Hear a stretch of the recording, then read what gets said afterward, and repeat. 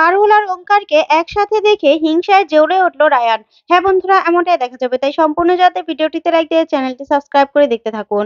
গল্পের শুরুতেই দেখা যাবে গোপালদের পুজোর সব আয়োজন করা হয়ে যায়। তারপরে সবাই স্নান করে পুজো দিতে সেখানে চলে আসে।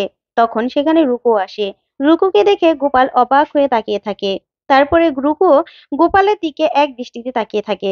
তারপর দেখা যাবে রুকুর এরকম সাজানোর বুদ্ধি দেখে পাড়ার লোকজন ভাদু আর টগরকে বলতে থাকে, বাহ টগর, তোর বউটি তো দেখছি খুব ভালো সাজাতে পারে, আর ভালোই তো কাজ জানে। তখনই ভাদু বলতে থাকে, হ্যাঁ, সব হলো নাম কামানোর ধান্দা, বুঝতে পেরেছো? কিছুই তো করতে পারে না, যেখানে নাম কামাতে পারবে সেখানেই এসব করবে। তখন এই কথাগুলো শুনে গোপাল ভাদুর উপর রেগে যায় আর বলতে থাকে, এই ভাদু আর টগর, তোদের আর কোনো কাজ নেই?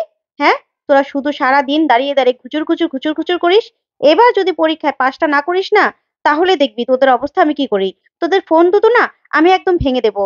তখন এই কথা শুনেই টগর আর ভাদু দুজনে ভয় পেয়ে যায়। তারপর দেখা যাবে গোপাল সেখান থেকে চলে যায়।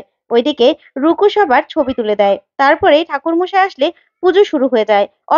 অন্যদিকে দেখা যাবে রায়ানরা সবাই পুজোর আয়োজন করতে থাকে। তখনই সবাই বলতে থাকে, কি ব্যাপার, সবাই চলে আসলো, শিরিন কোথায়? তখনই শিরিন শাড়ি পরে খুব সুন্দর করে সেখানে আসে। তখন শিরিনকে সবাই দেখে খুব প্রশংসা করতে থাকে আর বলতে থাকে, কি সুন্দর লাগছে শিরিন, এত মাঞ্জা মেরে কাকে দেখাতে এসেছিস? তখন শিরিন বলতে থাকে, বারে, তোরা তো সবাই শাড়ি পরেছিস আর আমি একটু শাড়ি পরেছি বলে তোদের এত গায়ে লাগছে? তখনই শিরিন টেরে টেরে রায়ানের দিকে তাকাতে থাকে আর তাকে মনে মনে বলতে থাকে, যার জন্য এত কিছু করলাম তার কি আজও পাত্তা আছে? তখন রায়ান শিরিনের দিকে তাকায়ও না। তারপরে শিরিন দেখা যাবে রায়ানের কাছে যায়, গিয়ে বলতে থাকে, এ কি রায়ান, সবাই আমাকে শাড়ি পরা দেখে কত কিছু বলছে, কত সুন্দর লাগছে বলছে, তুই তো আমাকে কিছু বললি না। তখন রায়ান বলতে থাকে, আরে শিরিন, তুই তো অলওয়েজ সুন্দর, তোকে সবসময় সুন্দর লাগে, তাতে কি হয়েছে? তখনই দেখা যাবে সবাই মিলে ঠাকুরমশাইকে ধরে নিয়ে আসে। আর সবাই মিলে বলতে থাকে, শুনুন ঠাকুরমশাই, আজকে আমাদের কলেজে সবার আগে পুজো হবে, বুঝতে পেরেছেন? তারপরে আপনি অন্য জায়গায় পুজো দিতে যাবেন, তার আগে কোথাও যেতে পারবেন না। তখনই রায়ান বলতে থাকে, হ্যাঁ, ব্রাইট মাইন্ডসে আগে আজকে পুজো হবে, বুঝতে পেরেছেন? তখনই এই বলে সবাই হইচই করতে থাকে। ঠিক তখনই একজন আসে আর এসে বলতে থাকে, গাইস, গেটের সামনে আরেকজন এসেছে। তখনই শিরিনটা বলতে থাকে, কে? তখনই মেয়েটা বলতে থাকে, পারুল। পারুল এখানে এসেছে, ও নাকি অঞ্জলি দিবে। যা শুনে রায়ান সহ সবাই চমকে যায়। তখন রায়ান বলতে থাকে, জন্তুটাকে এত অপমান করে আসলাম, না করে আসলাম, তারপরে এখানে চলে আসলো। তখনই শিরিন বলতে থাকে, রায়ান, নিশ্চয়ই তুই ওকে ফোন করে ইনভাইট করেছিস, তুই ওকে আসতে বলেছিস, তাই তো? সেজন্য ও এসেছে। তখন রায়ান বলতে থাকে, না না, আমি ওকে কেন আসতে বলবো? ওকে তো আরো আমি শাসিয়ে আসলাম, ও যেন এখানে একদম না আসে। ও তারপরে এখানে চলে এসেছে, দাঁড়া, এই জন্তুটার ব্যবস্থা আমি করছি। তখনই দেখা যাবে সিনিয়ররাও রায়ানকে বলতে থাকে, হ্যাঁ রায়ান, ওই পারুল আমাদের সঙ্গে যা করেছে, ওকে কিন্তু আমরা কিছুতেই এই পুজোতে অ্যালাউ করবো না, কিছুতেই না। তখন রায়ান বলতে থাকে, দাঁড়াও আমি দেখছি।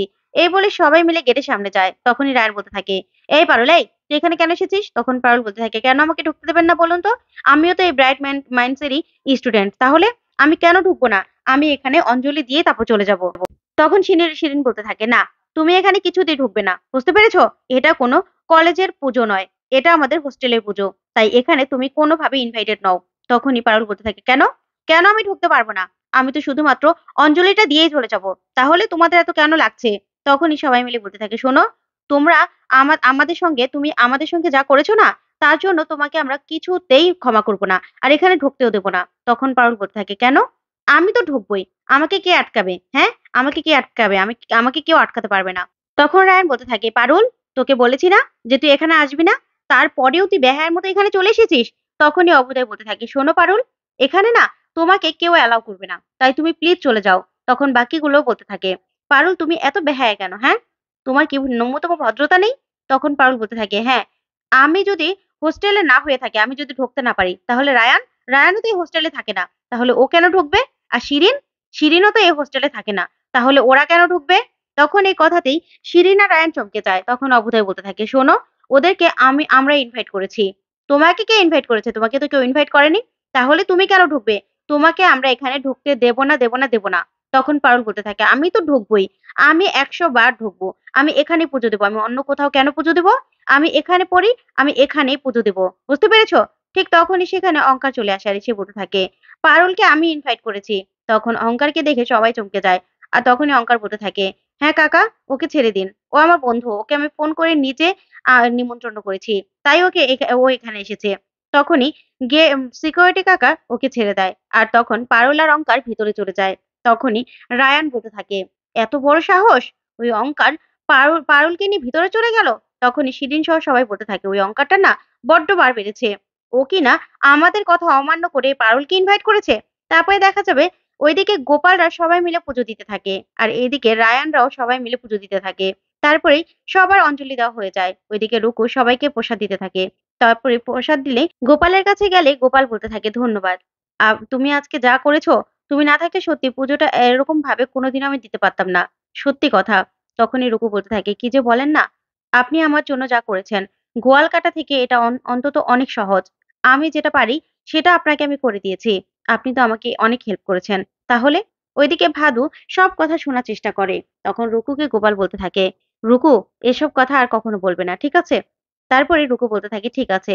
তারপরে দেখা যাবে ভাদু এসে প্রসাদ চাইলে ভাদুকে প্রসাদ দিয়ে রুকু আর গোপাল সেখান থেকে চলে যায়। তখন ভাদু মনে মনে বলতে থাকে, কিছুই তো শুনতে পেলাম না, শুধুমাত্র গোয়াল গোয়াল কিছু একটা শুনলাম। কি চলছে দুজনের মধ্যে গুজুর গুজুর, তাই তো বুঝতে পারলাম না।